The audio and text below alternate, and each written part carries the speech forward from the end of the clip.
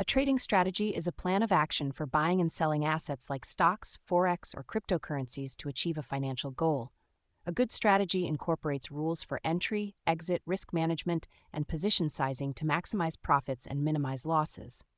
Below is an outline to help you design or improve a trading strategy. Key components of a trading strategy. 1. Define your trading goals. Short term, day trading or scalping. Medium term, swing trading. Long term, position trading or investing. 2.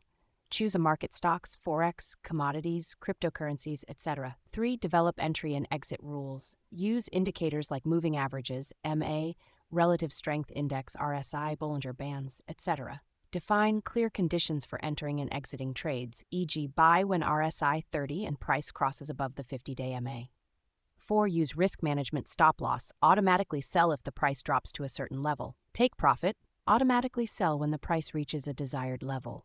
Risk to reward ratio: aim for 1:2 or better, risk $1 to make $2. 5. Backtest your strategy test.